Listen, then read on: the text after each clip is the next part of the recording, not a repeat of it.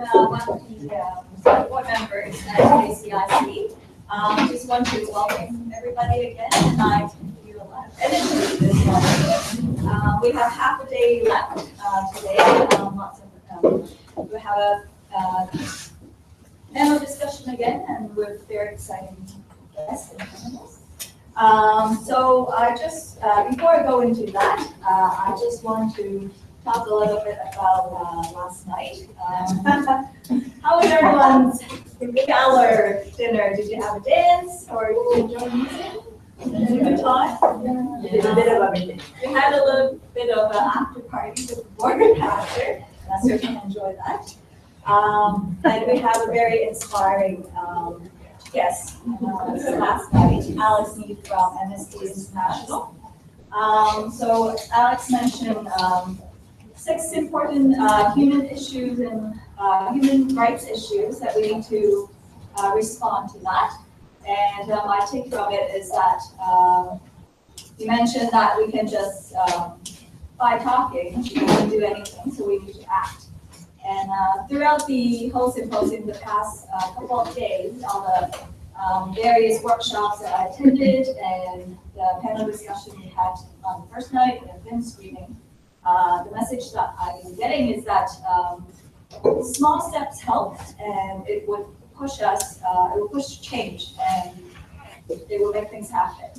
So I feel like after the talk Alex gave last night, I think we can all take steps. It can be small steps, it can be big steps, and it can be various levels. It can be grassroots, it can be with the government. So we can all do our little things together and hopefully push for change.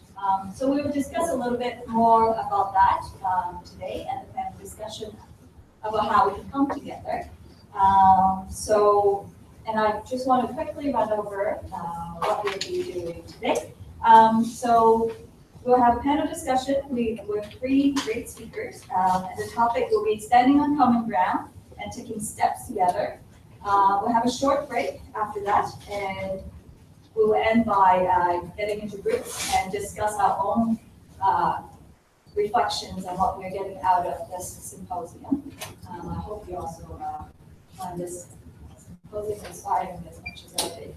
And at the end, we'll all get back together again, and we'll have a plenary, and that'll be the closing remarks, and that'll be the end of the day. And last thing, I just want to let you guys know about checking out. The checking out time is 11 a.m.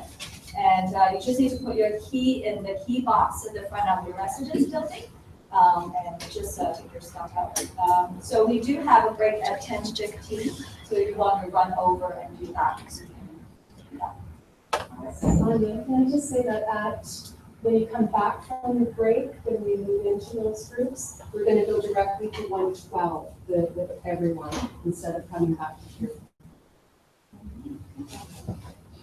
And shall we leave our bags in the main tweet hall? We have a key, so we could lock it. I think some people left their stuff there already this morning. Yes, because we asked somebody and they didn't know the security, so. And everyone have ways to get back to the airport or wherever they need to go. Did somebody speak to someone in conference services, because we were talking about this earlier? People said there didn't seem to be anybody around. Oh, I did. Just get our bags at the end. People were saying maybe we would just go get our bags and have them at the end since we're leaving at 12. Did conference services say that we had to check out of that? Yeah, they said check out at 11. Yeah, I can call again. because it's a bit disruptive, like especially if it happens to be raining at the time. Yeah, that that's people true. leave. Yeah, I can call in between and then let you guys know maybe after the panel discussion before we come over. Okay. All right. So Adam will be monitoring the panel discussion, and That's our cue. We move to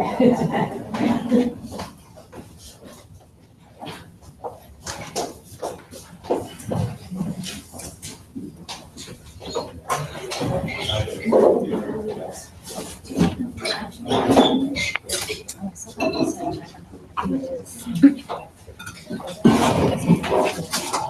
As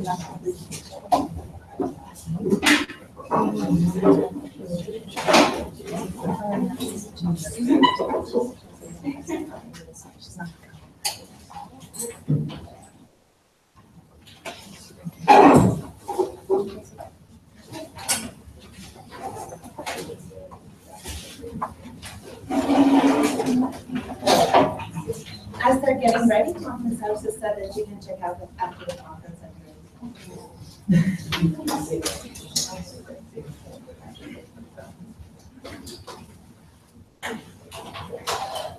Okay, so good morning, everyone.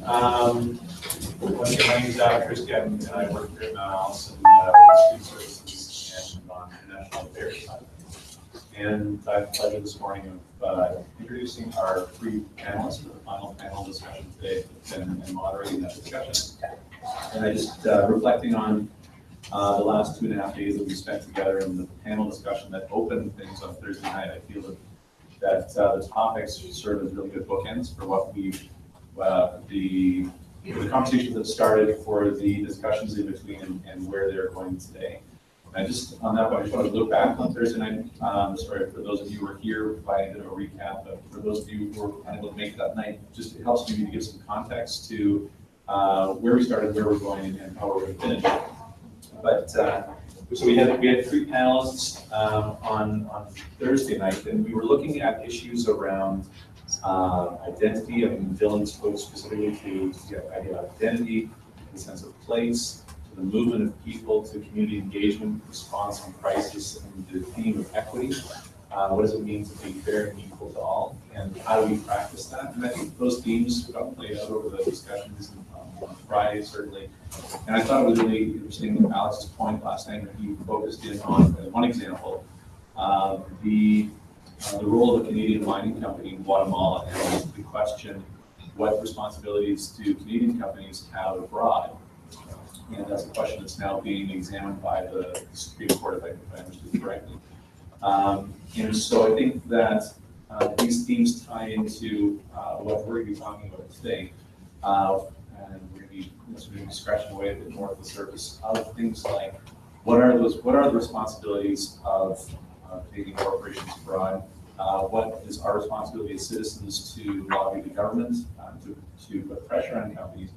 And with respect to not just with respect to the effect that Canadian companies have, but just the external factors that are at play in forcing people to make good decisions about their own welfare, their livelihood, and how that's leading to change around the world. And what does that mean for around the movement of people and opening and closing the doors? And ultimately, what does that come back to? The sense of place and where people feel at home, welcome, and are able to fully participate in community life. And so I think these are themes that I think that will be fleshing out through today's panel discussion.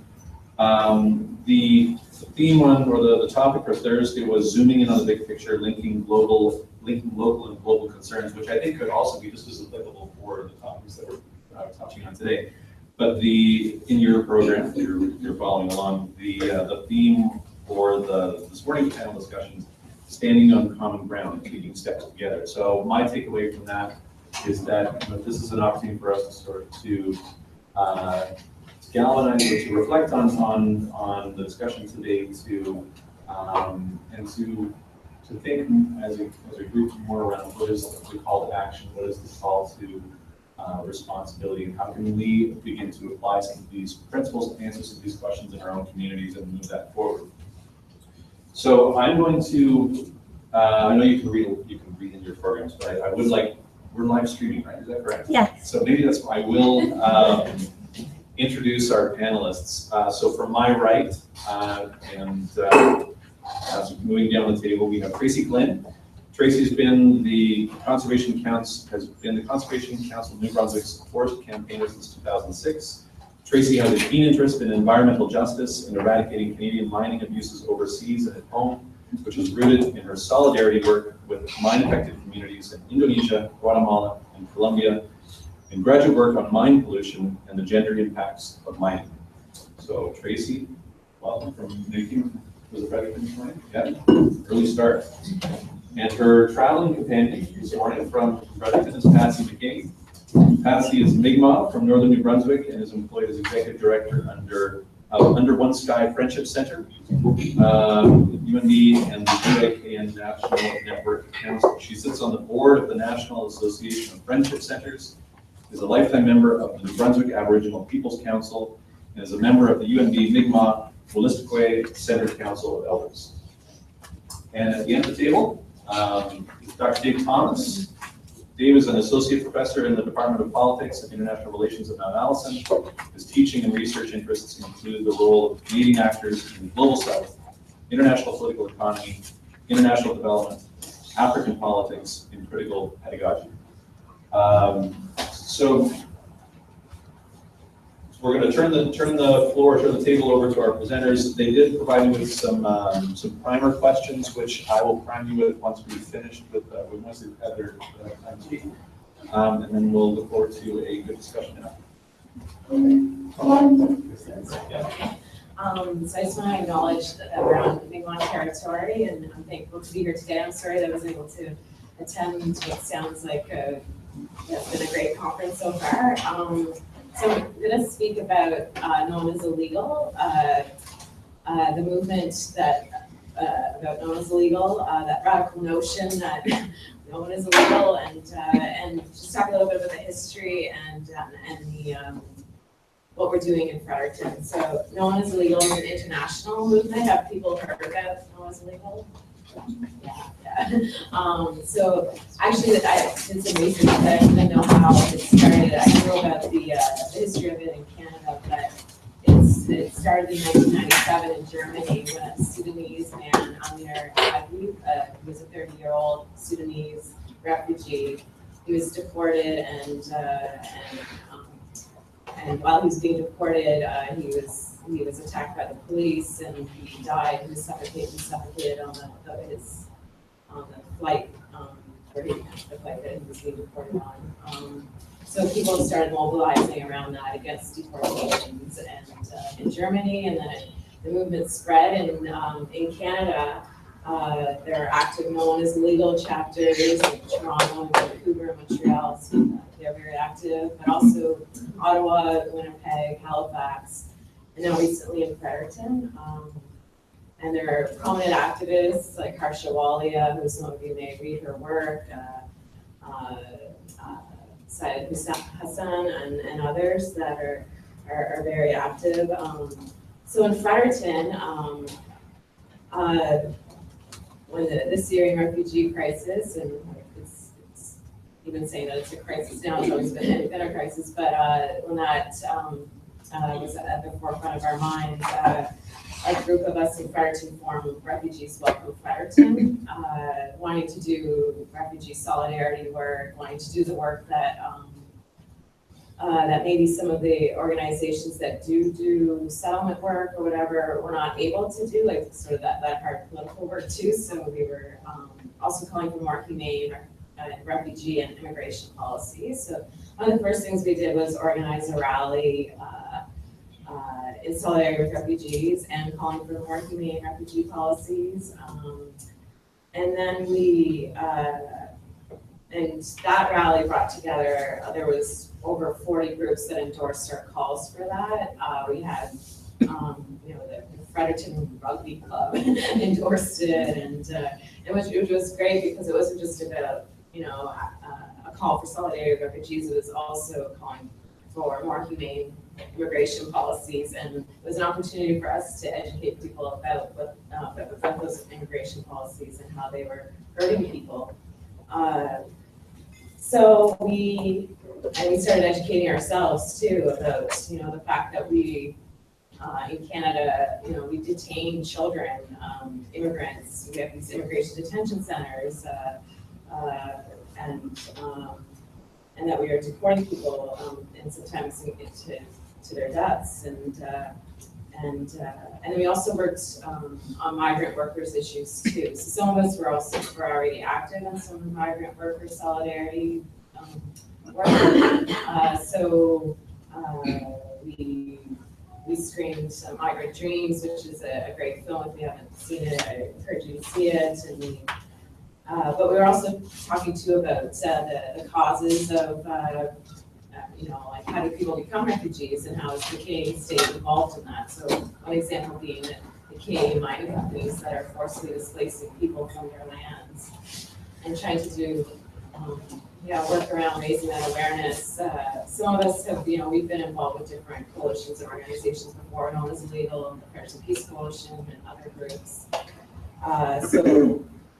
Talking about like where we get our coal here in New Brunswick, we get it from Colombia, where there's a crisis on the Waiyu land in Colombia where thousands of children have died of starvation and no drinking water, and that's linked to the damming of the river there. That's for the coal mine that exports all its coal to places like New Brunswick. And unfortunately, I don't know why the media here in New Brunswick does not want to cover it. So a lot of people don't know about that, and we're trying to educate people about that, and doing solidarity work with the folks in Colombia, so the Waiyu and the Afro-Colombians. We've built partnerships over the years. There's organizations like the Atlantic Regional Solidarity Network that Janelle has been part of, and Joan and others in the room. Bringing union leaders from Colombia to Canada, and also participating in delegations to Colombia as well, and meeting with MB Power and getting them to write letters to the coal mining company, and doing that hard solidarity work and listening to the communities too. So when we first started talking about this about 10 years ago, the immediate reaction that we got from people was, "Oh, we need to organize a boycott coal campaign." But the folks in Colombia were not calling for that. They were, we need to listen to what they were saying, and so the union leaders and some of the indigenous Waiyu community leaders were telling us, what to say to MB Power, what to say to New Brunswickers, and what they wanted us to do was, at the time, one of the times that we were meeting with MB Power, the coal mining company was, and the workers were negotiating a new collective agreement. And during those times, of course, it's a very dangerous time for the workers. And so we got MB Power to write a letter saying, please, don't use force or, negotiating good faith. We're watching you, and that. And so MB Power did do that, and so it's that ongoing, I send one of the VPs at MB Power. I'm constantly sending him emails of what's going on in Colombia, because things have gotten worse there. Just reading the news reports of, they're estimating somewhere between 5,000 to 12,000 children have died since 2011 from starvation and because of there not being access to water there, and that's linked to the coal mine. So we're educating our MP about this. We tried to get a meeting with him to talk about all these different issues. At first, he wasn't responding to us, our Liberal MP, Matt DeCourcy, so we decided to have an info picket outside of his office, and we delivered our letter of demands, or our concerns and demands, and he met with us outside, and so then, and then Trump was elected. We organized one of the days of actions across the country against Islamophobia. But before that, the Refugees Welcome Fredericton group became known as Illegal, because we were all people who were watching what Known as Legal was doing in other cities, and we also realized we weren't just doing refugee solidarity work, we were doing our justice work too. So we formed Known as Illegal, and so one of the things that we're focusing on right now is getting Fredericton to become a sanctuary city. So do folks know what sanctuary city is? Most, seeing a lot of nodding. So just getting your city to enact policies where it ensures access to services for all people, without fear that people don't have to present, their status, that they can they can access services. So, so with that, sort of answering maybe the question around the panel was talking about in terms of working together, and we were able to, build some, or get support for that call from labor unions and student groups, and Jacqueline's a social work student who's been doing work with us on that. And Jacqueline's done some, educating fellow students about that, and so recently we met with the mayor and the deputy police chief, and I think moving hopefully forward on getting Fredericton to become Atlantic Canada's first sanctuary city. We want something that's more than a symbolic motion. We want to make sure that the city staff and police do follow through sanctuary city policies, because we're trying to learn from places like Toronto and other places where even though they've passed sanctuary city resolutions, there's still been problems, especially in Toronto, with the police still carding people and then reporting them to the Canadian Border Services Agency. So, and then people getting deported. And so there, there's been a little bit of, people get scared. They think, if we have a sanctuary city, that means that all of a sudden there's going to be floods of people coming to Fredericton. We don't have status. And but once you start talking to people about, shouldn't people have access to services? Like, does it matter if they have, what immigration status they may have? People right away usually say, yeah, of course, they should have access to a shelter, or they should have access to a food bank, or they shouldn't have to worry about, calling the police if they witness a crime or whatever, that they won't be deported, or they won't be reported to CBS. So I also wanted to quickly say too that No One Is Illegal also wants to make sure we do indigenous sovereignty, supporting indigenous struggles and work. So we've we posted events with people like Andrew Bear Nicholas, who talks about how settler colonialism has erased the names of places here, and how that's been part of, like then when the new people come, they don't know the original names of places, and how that contributes to ignorance and also to further displacement and dispossession of Indigenous people. So we're supporting the calls of the Woolstook Grand Council and youth, the call from the youth to rename the St. John River the Woolstook. And some of you may have seen it's become a news story in the past week, which is great. And just hearing the public, the comments like on CBC and others seem to be, we're hearing that more people are in support of changing the name. Unfortunately, the government so far has not responded favorably, but what we're saying is we should just start calling it the Woolstook, and hopefully the government will catch up and rename it its original name. So if the Woolstook Grand Council wants folks to write letters in support, individuals and organizations supporting the name change.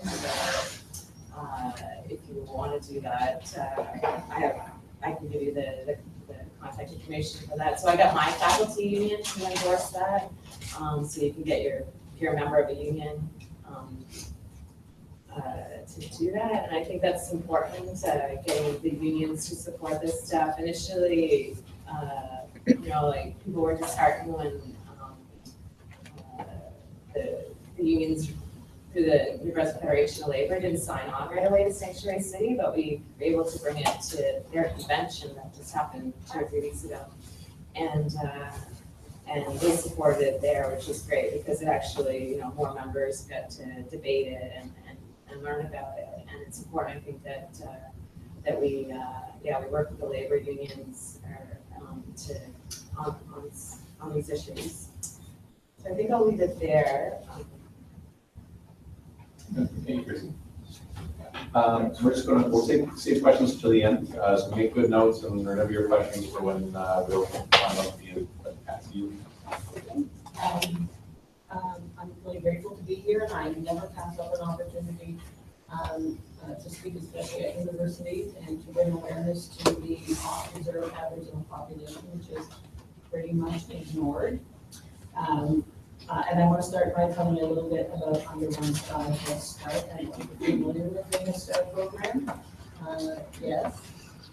So Head Start program, our Head Start program started in 2006, but it was part of the much larger program, Aboriginal Head Start in Urban and Northern Communities, which is an acronym AHSUNC. We're funded by Public Health Agency Canada, and they pronounce the acronym as ASAM, and those of us who work in it pronounce it as UNSAM. It's been around for 20 years, and we're still astounded that there's so many people who don't know about it. We're one of approximately 134 off-reserve Head Start sites across the country, and we were launched, as I said, in 2006. The program began in 1995 and was initially designed as a 4-year pilot program. It was renewed as an ongoing initiative in 2000, and our Head Start programs differ a bit from other programs such as mainstream preschool, kindergarten, and daycare, in that we target off-reserve Aboriginal families that are living in high-risk situations, and the projects are run free of charge. The challenge we faced in Fredericton is we could only deliver programming to the families with children enrolled, and the need is much greater.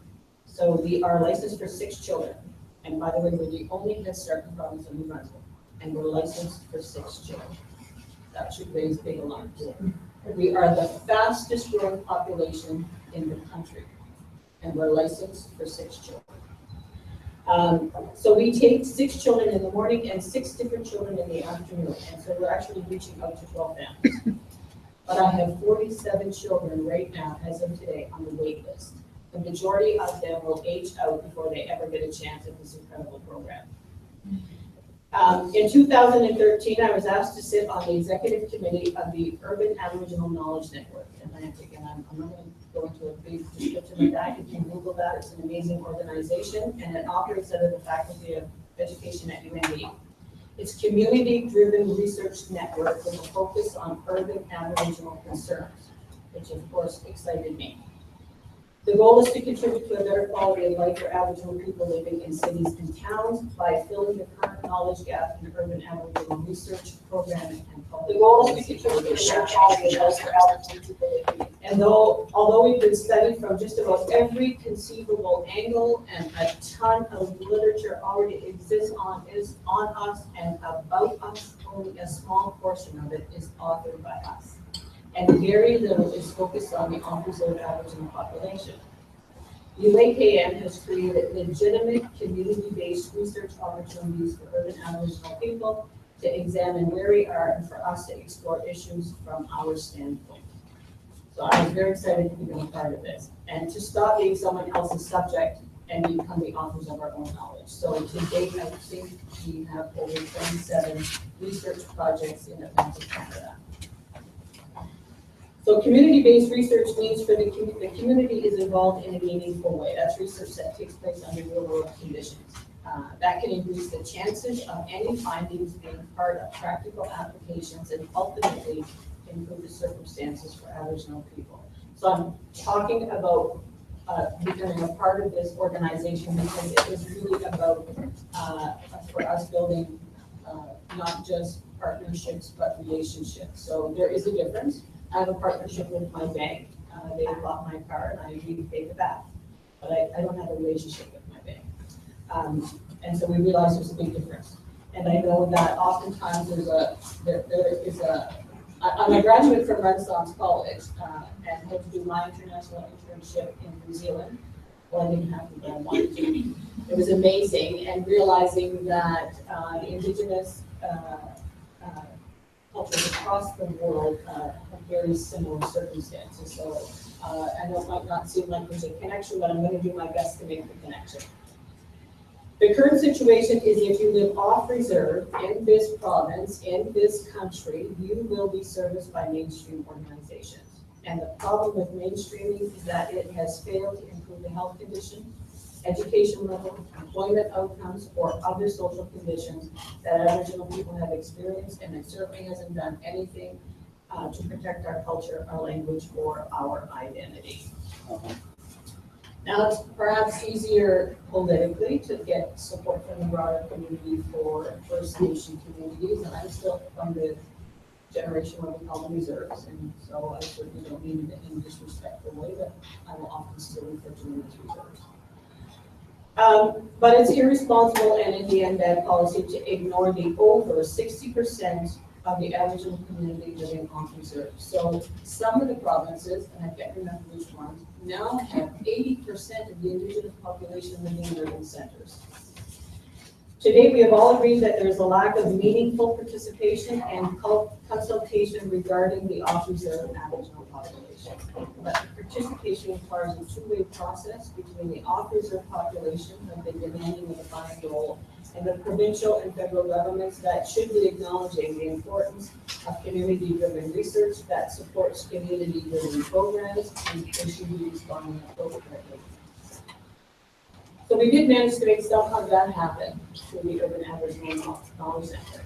So what happened was Ray Harrow, and when she was here, we often do these presentations together, is the executive director of the AKN, and she's very well connected. So she created safe and respectful talking environments where we had time to build trust and share our experiences.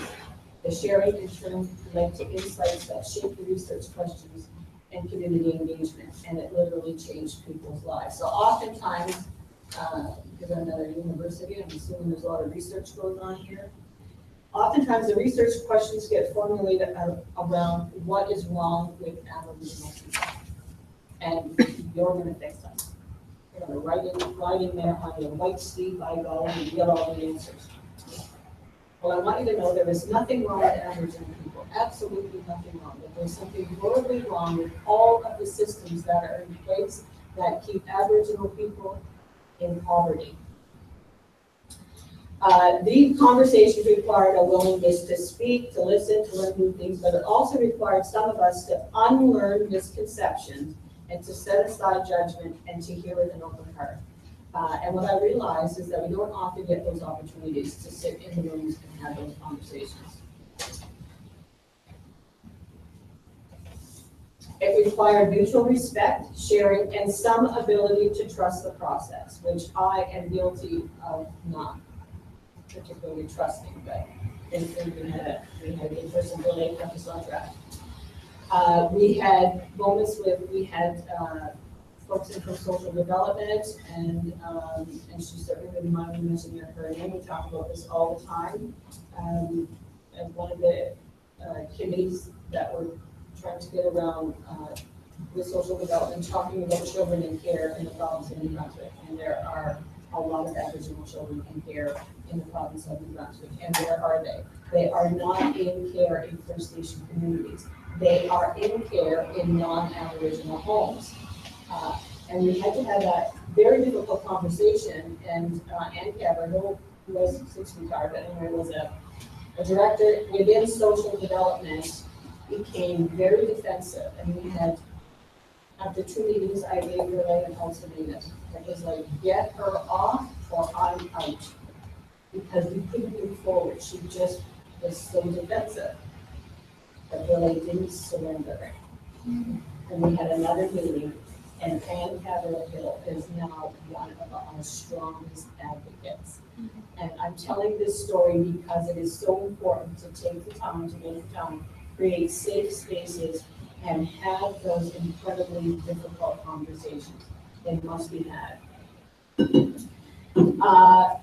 Over and over again, I've heard participants comment on how we created a process of community education and self-education in order to teach groups with perceptions and misperceptions about each other.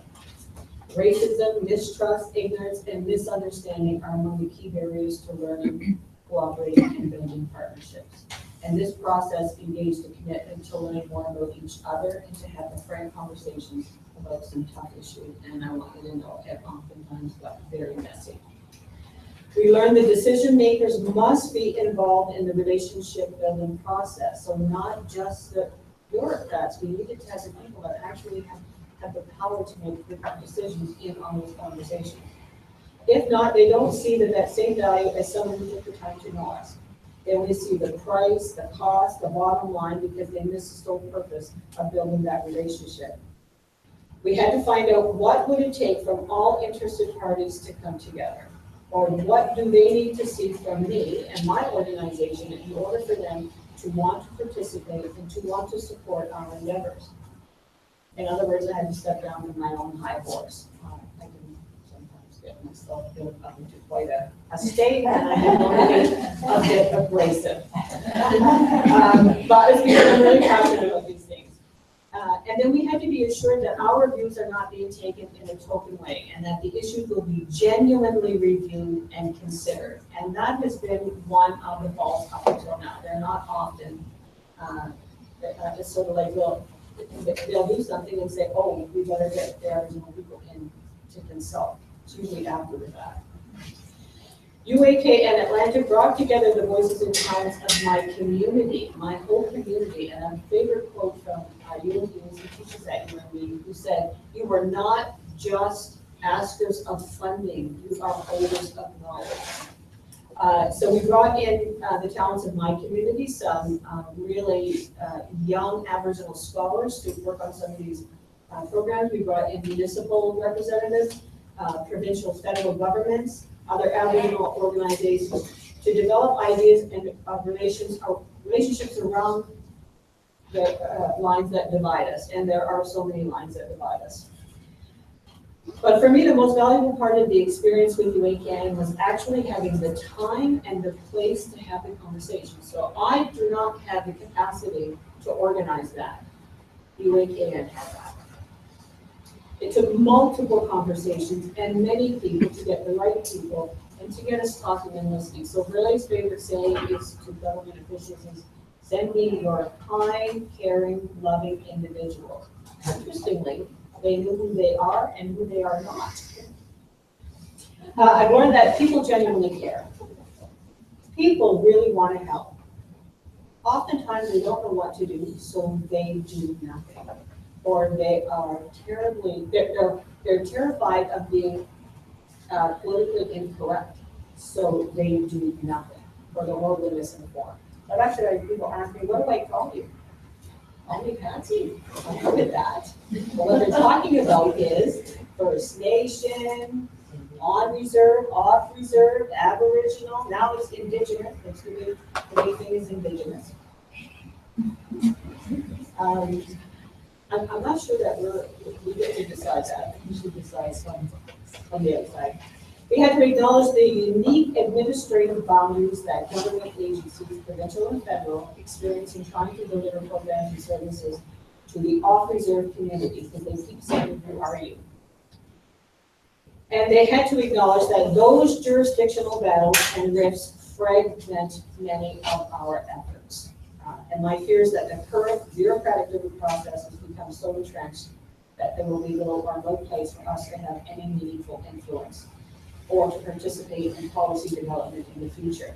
But my hope is that community-driven research can build public support and get the commitment necessary to generate action that will inspire policymakers, stakeholders, and politicians across the divide to see their roles in building a healthy, sustainable, off-reserve Aboriginal community. But that's on there.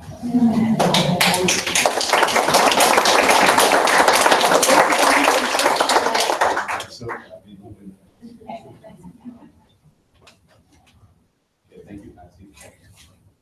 So we'll move on to Dave. Thanks, Adam. So today I want to focus on. It takes place within a broader research agenda that I have, looking at the role of Canadian corporations overseas. And what I'm going to talk to you about today is a case study that I've been looking at of the Bombardier Corporation. And basically, I started my work on Bombardier in South Africa, doing my field research there in 2011. I was looking at a project, the high-speed rail project in South Africa, and then I became interested in other projects. And the one I want to talk to you about today is actually Israel. It's a high-speed rail project. It's under construction and will connect Tel Aviv and Jerusalem. So this is, and the other kind of angle on this is that I think you'll see, as you see it unfold, you'll see some really interesting highlights of partnerships and movement building based on people in that part of the world with people in this part of the world, which I think is an important aspect of this conference and what people are talking about. So what I'll do, I'll introduce the project quickly in Israel, talk a bit about how it relates to international law, and then I'll talk, and after that I'll talk a bit about how it relates to dispossession more generally in that part of the world. And then finally I'll talk about the movements that have been created and the partnerships that have been built across borders to look at this particular issue. So most of you will be familiar with the Bombardier Corporation. They've been in the news quite a bit lately. But they're one of the world's largest global transportation companies with revenues of $18.2 billion for the fiscal year 2015. They employ approximately 70,000 people in more than 60 countries. And they're a global giant in their two core business divisions, aerospace and rail transportation. Bombardier started their relationship with the Israeli state and Israel Railways in the late 1990s. So this began with shortly after the Canadian state signed a free trade agreement with Israel in 1996. Shortly after that, the Canadian government officials, along with executives from companies like Bombardier, made a trip to start fostering business ties between further business ties between the two countries. Since that time, Bombardier and Israel Railways have established a long-term and productive partnership. Now Bombardier is the primary supplier of rail cars that run in and around Tel Aviv, and they will be supplying the rail cars that will run on this newly formed high-speed rail between Tel Aviv and Jerusalem. Now, so just to, I won't spend too much time on this, so we can talk about it in the question period, but I want to talk a bit about this project in relation to international law. And it's controversial, and there's no, international law is contested and debated, right? So there often isn't a clear arbiter who can say this is illegal or not illegal. It's academically and outside in policy circles, there's a lot of debate about this. But I'll just tell you, when you're looking at this particular case, the reason why it's controversial under international law is because in two places, the rail line actually crosses into the occupied West Bank, the occupied territories. So in the one case, it crosses into the occupied territories to make the most direct route. And in the other case, it crosses because there was pressure by Israelis not to have the rail line going close to their community, so they cut it through part of the occupied territories in the second instance. So when you're thinking about the controversy on that question, we look to international humanitarian law to try to understand this, right? So, and the two most common places that people look for this case are the Hague Regulations of 1907 and the Fourth Geneva Convention of 1949, both of which the parts of it relate to the roles and responsibilities of an occupying power in an occupied territory. So the gist of those documents is as follows. If the project can be deemed illegal under international law if the following things: if it's regarded as permanent infrastructure, which rail lines typically are, if the benefits of the project are primarily for the occupying power, in this case Israel, which is also the case, and if it is not militarily necessary, which in this case it's not. So these are the kind of key aspects. And just to read you, so this is Article 53 of the Fourth Geneva Convention, an excerpt. Any destruction by the occupying power of real or personal property belonging individually or collectively to private persons, or to the state, or to other public authorities, or to social or cooperative organizations is prohibited, except where such destruction is rendered absolutely necessary by military operations. So they've annexed land from Palestinians and then used it to build the railroad line. So this is again, I'm not an expert in international law. I'm not a judge at the International Criminal Court. But from what I can tell, the evidence suggests that at the very least, we should be talking about this as a case that could potentially be violating international law. And I'll also just point out that it's a controversial enough project that one of the firms who's involved in the initial planning and construction of the project has pulled out of the project. So this is German National Railways, or Deutsche Bahn. They decided to halt their work on the construction of the rail project in 2011, citing concerns with the route passing through the West Bank. German Transportation Minister at the time announced that quote, "This Israeli railway project, which runs through occupied territory, is problematic from a foreign policy standpoint and is potentially against international law," end quote. So that's the German. And I'll come back to this at the end. But one of the reasons for that was the civil society pressure in Germany, responding to calls from Israelis and Palestinians on this question, pressured their government, and this was a state-run company, and they pulled out of the project. So in addition to the legal questions around the project, I guess you have to also understand this project within the context of broader patterns of dispossession in this area, right? So first of all, there are Palestinians directly affected by the construction of the rail line within the occupied territories. And the information we have about this, there's a really wonderful Israeli civil society actor, they call the Coalition of Women for Peace. I'll just read quickly. They bring together 10 feminist peace organizations and non-affiliated activist women in Israel. Founded soon after the outbreak of the Second Intifada in 2000, the Coalition of Women for Peace today is a leading voice against the occupation, committed to feminist principles of organizing and Jewish-Palestinian partnership in a relentless struggle for a just peace. So this organization actually went into the affected areas and interviewed people, and then they published this document called Crossing the Line, the Tel Aviv-Jerusalem Fast Train.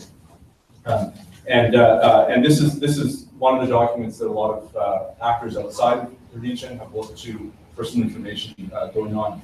So in the document, they quote the village council of one of the villages affected by the rail line, and the village council states, quote, "We, the people of Beit Suri, do not want the train line to be built on our land. We see it as fundamentally important that the people of the world support our right to decide on the use of our own land and help us change the route of this train line," end quote.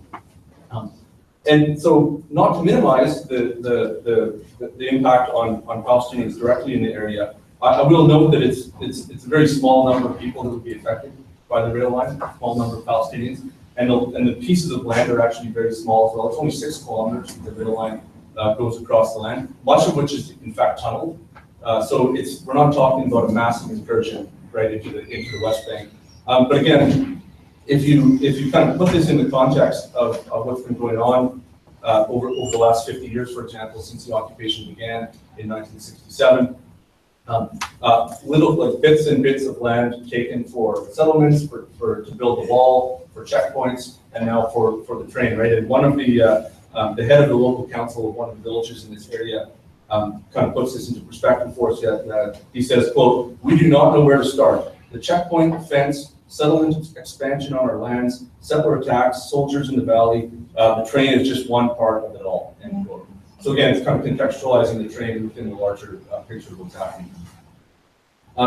So to then move towards talking about, so how does any of this kind of connect to us? So many of you know that Canadian state supports many of our corporations overseas in a large number of ways.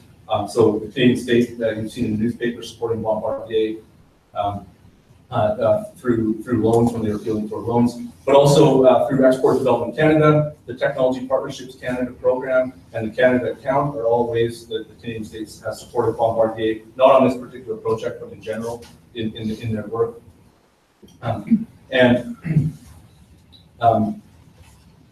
The response so far, I've only seen one thing published actually, Bombardier's response to this particular case, and this is, I'll just read you the quote from Dr. Lutz Bertling, head of Bombardier's Transportation Division. He replies as follows, quote, "This is not a problem. What do we provide? Railway systems to all residents, no matter their nationality. There is no apartheid in Israel. Eventually, everyone stands to gain from a good and effective railway in any area that it passes through. As far as we're concerned, there is a green light to participate in all bids in Israel, even in upcoming bids over the Jerusalem light rail. It's not in our DNA to deal with political issues. We could talk about the Jerusalem light rail. That's another kind of story. But this is the interesting thing about this, in defense of the legality of the project. One thing that I think casts a bit of doubt over the legality here is that if at some point in the future the rail line were to be extended, and there were some initial plans for this that I haven't seen materialized, but if the rail line were to be extended, say from Jerusalem into the West Bank, into some cities into the West Bank, then one could argue that the rail line actually does benefit the occupied people. But that's a big if, under current kind of conditions of how things are going there, that doesn't seem very likely, but it is possible, right? And that's what he's arguing that, this rail line could potentially benefit everyone someday in the future. So if I just kind of move to the last part of it, just to talk about the civil society actors. So first of all, you do have some groups in the region, right, in Israel and the West Bank talking about this. And they're also, when you talk about civil society in this particular case, it also exists within a growing but controversial global movement called the Boycott, Divestment, and Sanctions, or BDS movement, against the state of Israel. So this is some of you will have heard of it. Roughly 170 Palestinian civil society organizations launched the movement as a nonviolent mechanism to put pressure on the state of Israel. They're calling for three things: ending the occupation and colonization of all Arab lands and dismantling the wall. The second is recognizing the fundamental rights of the Arab Palestinian citizens of Israel for full equality. And three, respecting, protecting, and promoting the rights of Palestinian refugees to return to their homes and properties as stipulated in UN Resolution 194. The pressure that you've seen in places like Germany, and there was pressure on an Italian company involved with this, it's basically people linking up across borders around the BDS call. The only thing I've seen in Canada so far, and this may in part be because Bombardier hasn't been involved in planning and construction of the project, but we'll be running the trains on there eventually when it opens either late this year or early next year. There's an organization in Canada called Independent Jewish Voices, Independent Jewish Voices Canada, and in 2015 they had a letter on their website and it was sent to government talking about this particular issue. They're very interested and concerned about it. Fortunately for Bombardier, the Canadian state has been, I guess you could say, hostile towards the BDS movement and efforts around this front. So some of you might remember back in January 2015, the former Foreign Affairs Minister John Baird was in Israel meeting with his counterpart. In a press release after that, Baird stated that, quote, Canada will fight any efforts internationally to delegitimize the state of Israel, including the disturbing boycott, divestment, and sanctions movement, end quote. And then after the Liberals came into power, that hasn't really changed. So there was a conservative motion passed through Parliament in February 2016, condemning Canadians who participate in the BDS movement. This was passed by a vote of 229 to 51, including the support of almost all Liberal members. However, groups like IJV, Independent Jewish Voice, and others, Canadians for Justice and Peace in the Middle East, will, I think, in time, start to look at this movement a bit more carefully, and the Canadian state and Bombardier could potentially one day face a bit more controversy around it. So that's, maybe I'll stop there and then we can move right into questions.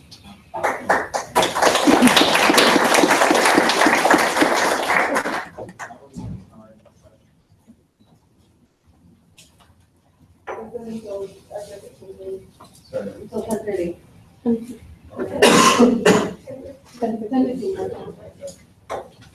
Same thing about 20 minutes per question. So while you may already have questions in mind while you're thinking questions, might ask, I can pose some questions to you or try to prime conversation because I did receive some questions in advance from the panelists about, that relate or tie into what they were speaking about. But, I also wanted to try and just, your job is to ask questions, my job is being just in part to synthesize what they were saying and try to pull up some common strands. And I think that when you're looking at some common themes that, I think it really comes back to the question being posed as to what are we doing or what is there for us to do at a local level. And so in the case, we had 3 very different scenario situations that, that we're looking at. And, Tracy spoke about how, the movement of people and how, with respect to the Syrian refugee crisis and the influx of refugees coming to Canada, that it's created questions around safe havens, sanctuary, and how do we respond at the local level to make sure that people are fully welcome and be able to participate in our local community life. So it's really the situations elsewhere that are having an effect on local populations here. Patsy was looking at long-standing issues about missing populations and how we can work together to try and undo sorry, I write my notes.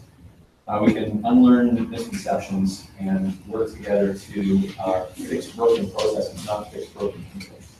And so it's about a work that we can do in country. And Dave was looking at, again, the activities of meeting companies and their work abroad and how those activities are forcing questions on the international stage, and what does that mean for us as Canadians as we consider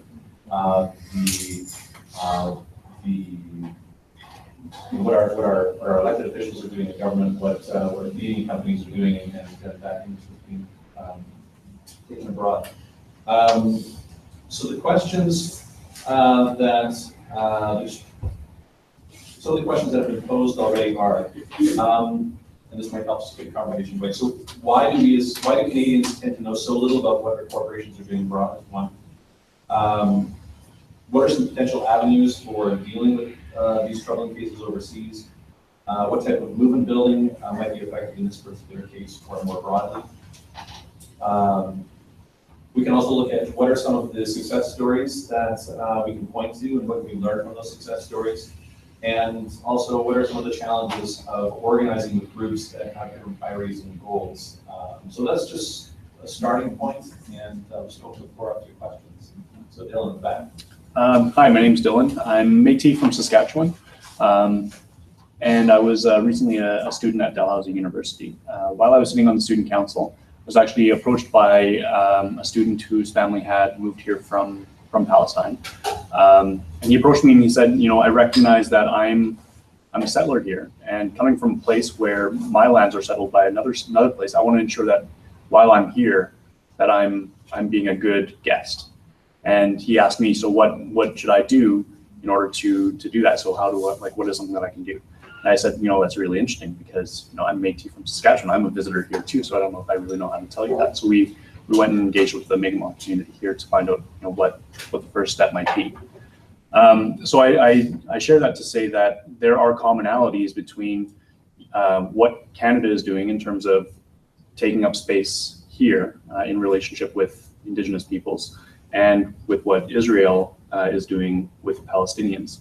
So there's a common ground there, and I guess I wanted to open that up around to connect those two panelists and see what you might say around what are things that we can do that helps to change that relationship for both communities.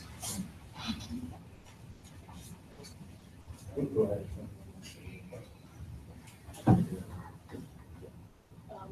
Getting involved. There are marginalized groups around the world.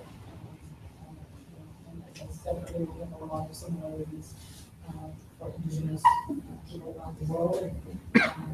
I was like good fortune of attending the FTSE and oftentimes all you have to do is just simply change the name and the statistics are the same. So you can change the name from Mallory to the First Nations, or the statistics are always the same, and so find a way to get involved, and advocate, we can advocate for marginalized groups and other moving groups. So I don't think there's a one size fits all. I think it's important to be sensitive to regional differences, local differences. And most people know what they need. Oftentimes folks think from the outside, but they know what from the inside need. But really, those of us who are in the process of delivering programs and services, we're pretty aware of what we need. I don't know if that helps. No, I was just gonna say, I mean, very interesting connections, and through a lot of people looking, both here and abroad, are kind of finding commonalities like that, especially around these questions that you're asking. Yes, I'd like to speak to the subject of getting involved, and particularly on mining issues in Canada, which one across all what we're talking about. So the mining industry, of course, is so very strong here in Canada, and I had the opportunity to witness that because through the Canadian Environmental Network and the mining caucus underneath the Canadian Environmental Network, which I was a member, I participated in 2 years of consultations on the metal mining and regulation review, and believe me, all of the big mining companies were at the table, and they fell short on the multi-stakeholder decision-making process before we had finished the end of our 2-year consultation process. They jumped and went straight to the minister and made demands for what they wanted. So in the run of a year, they might have as many as 200 direct contacts with the minister's office. Whereas we would had no meetings with the minister's office. We wrote a letter to the minister, but it was in line with the rules of engagement that we had agreed upon. We did not have, well, we had a very robust group of Canadian environmentalists involved with mining groups at the table. We didn't have anyone involved with other countries internationally, and that would have been a great opportunity to raise, issues on the other borders. However, we do have problems here in Canada as well that affect all communities, many indigenous communities, and so if people are wanting to get involved, I would suggest thinking about becoming part of the mining caucus of the Canadian Environmental Network. MiningWatch being one of the most well-known of the groups, but we have a very good collection of people across the country, and we need to be keeping as much watch and putting as much pressure on our mining companies as we can. Can I maybe just say that the plug-in events or the mining ministers, so all the ministers from across the country are meeting in St. Andrews, New Brunswick, Pascua territory on August 13th to the 15th, and we're bringing somebody from the Etzel First Nation who was affected by the Mount Holly tailings disaster to come, and also folks from MiningWatch Canada. We're going to be talking about the proposed system mine in Woolston territory, which is outside Fredericton. Talking, because associated with that mine is a huge tailings dam that people are concerned about affecting the Nashwauk watershed. So during that week in August, we'll be having events with the folks from MiningWatch, and I think probably Jacinda Matt from the Etzel First Nation, somebody from Etzel was directly affected.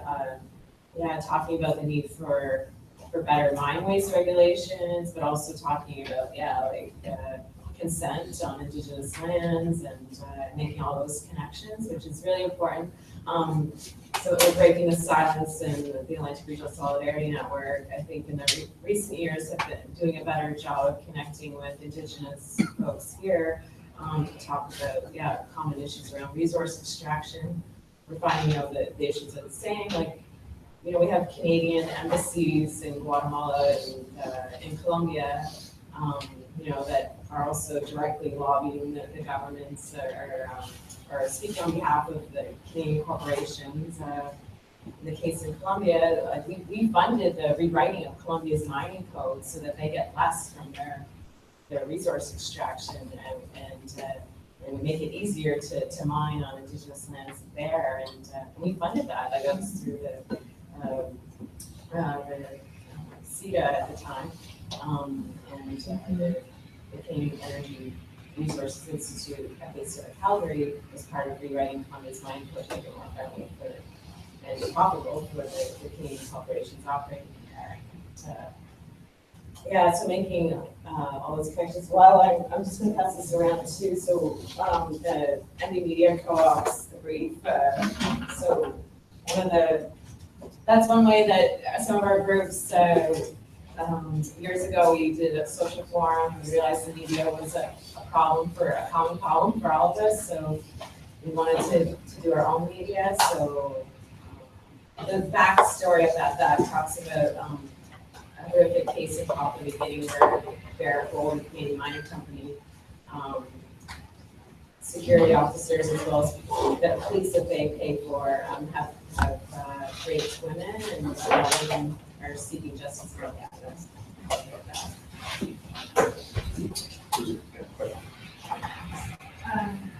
Cassie, a lot of what you said resonated quite deeply with me, and particularly when you spoke about undermining.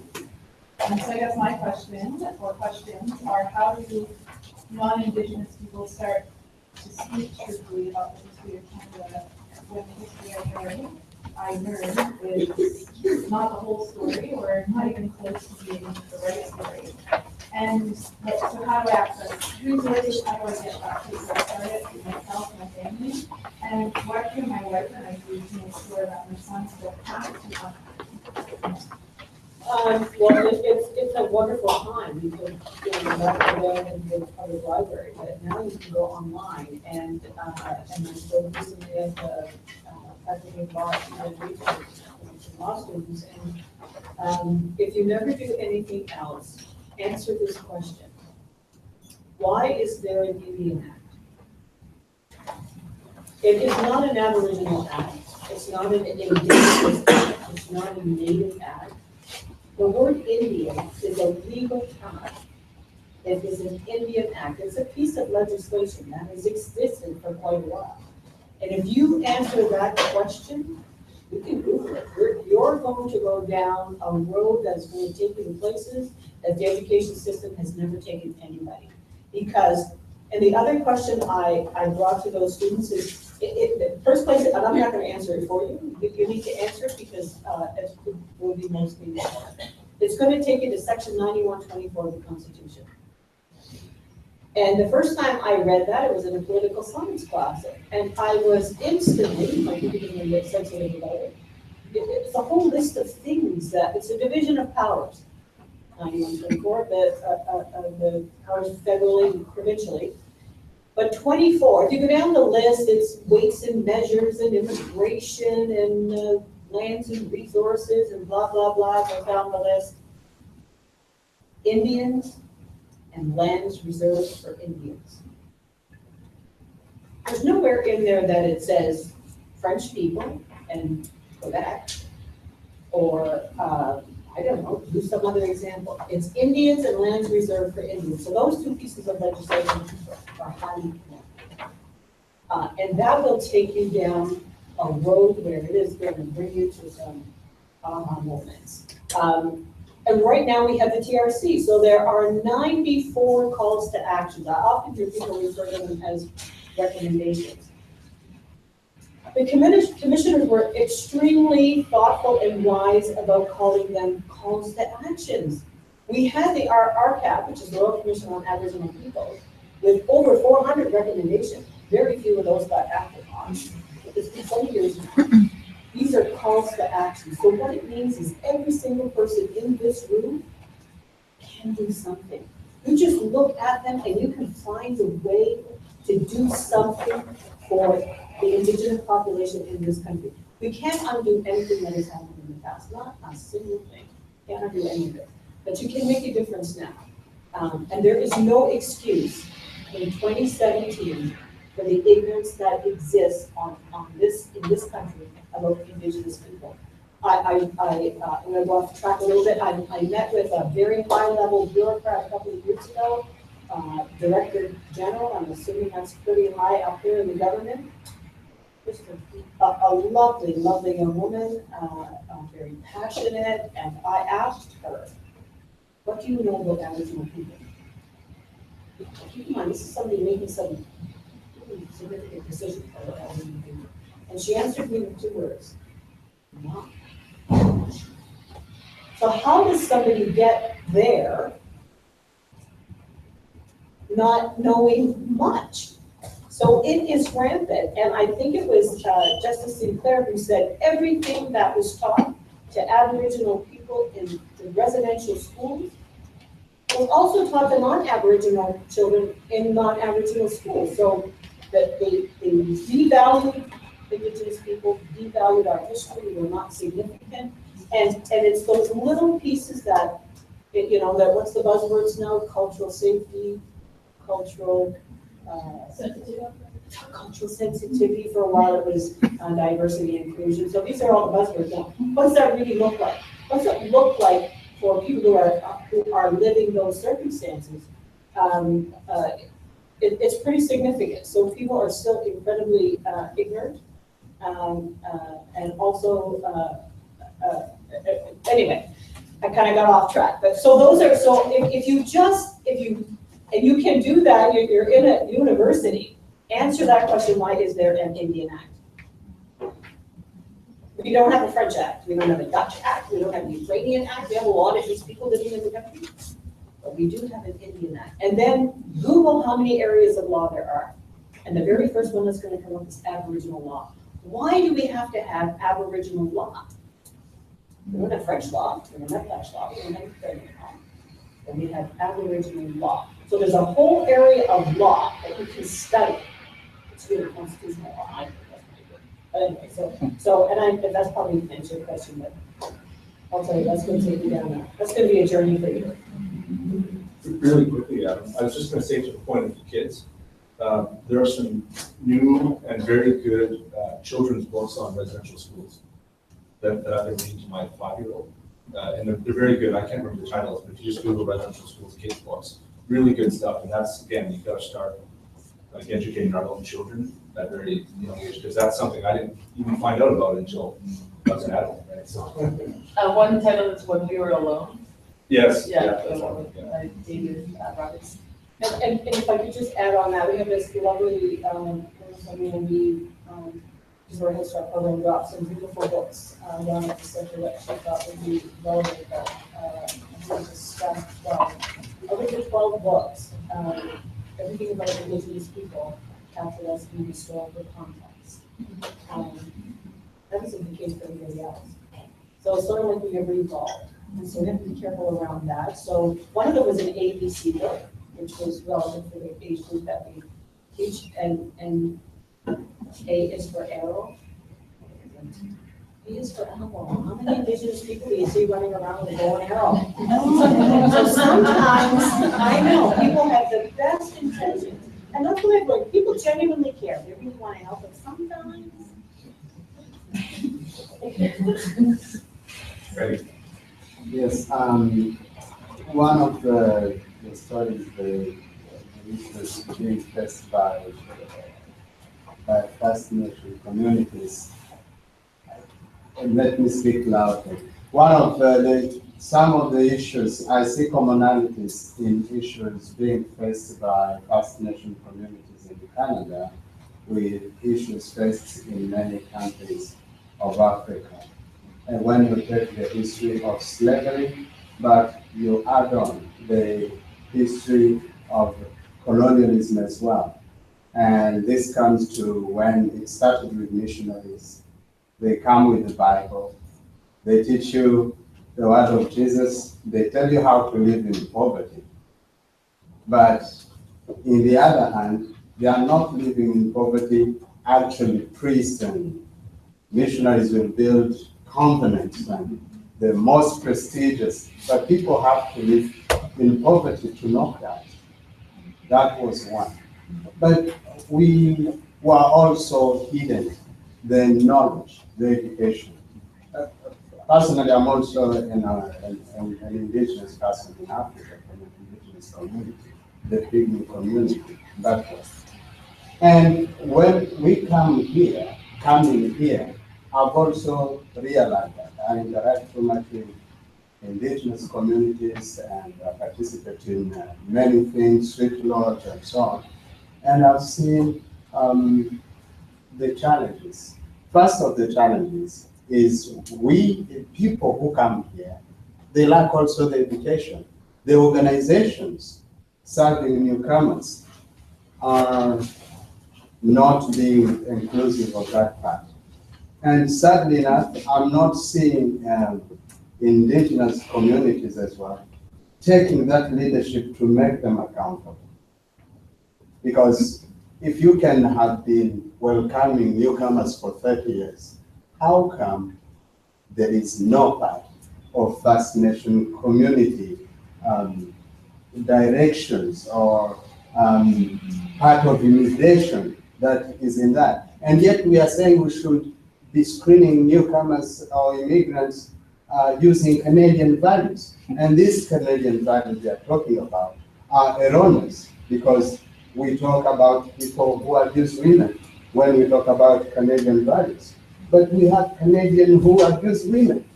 So why is it this only on immigrants?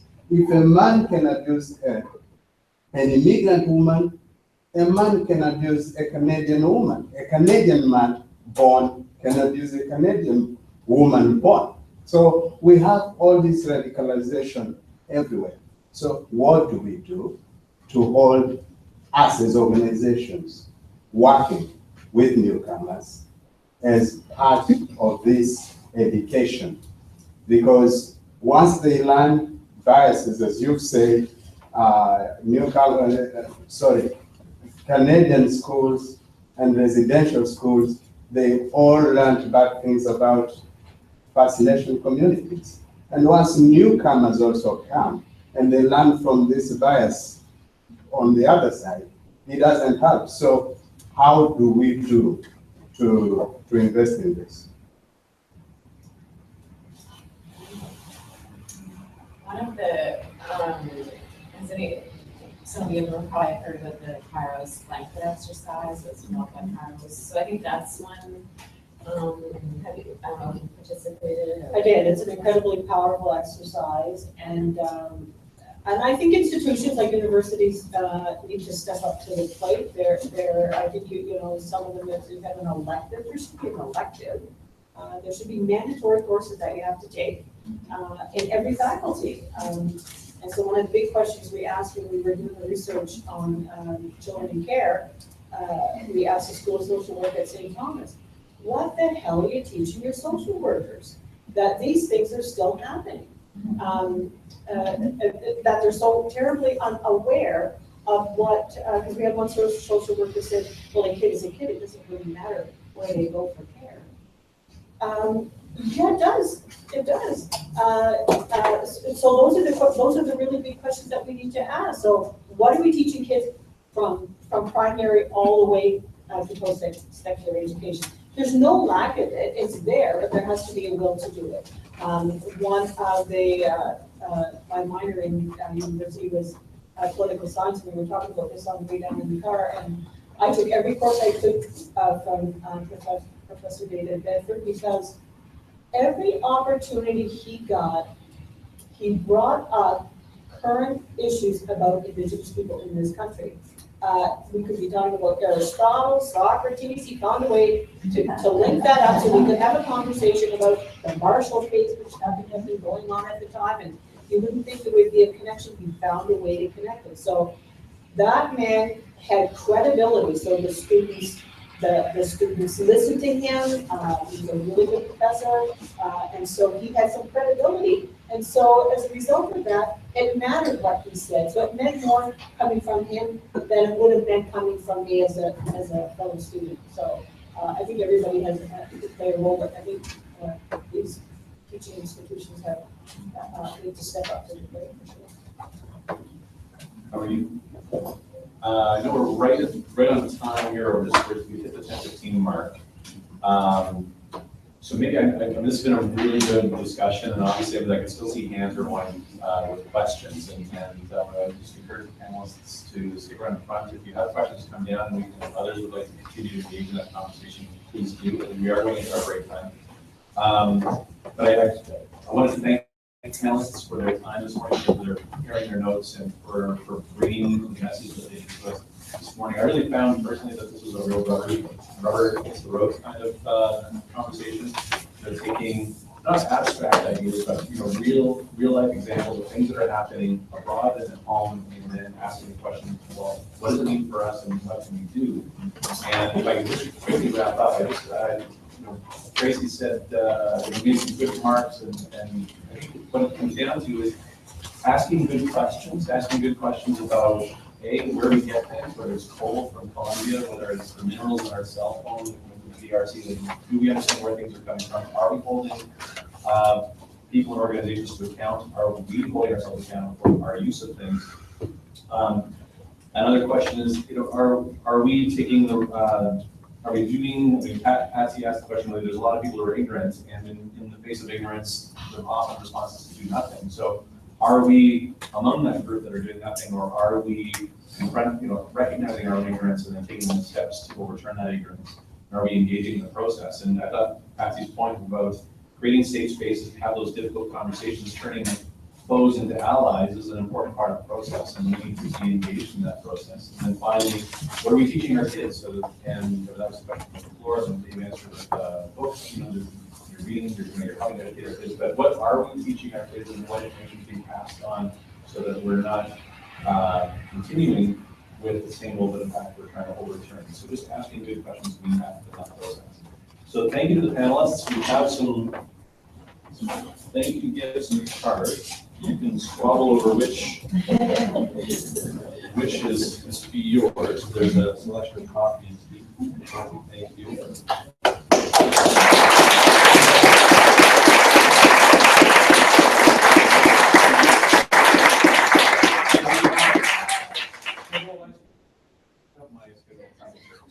So 10:30 or There's coffee and tea in the lounge area until 10:30, and then a reminder that we're in 112 down the road when we meet together at 10:30.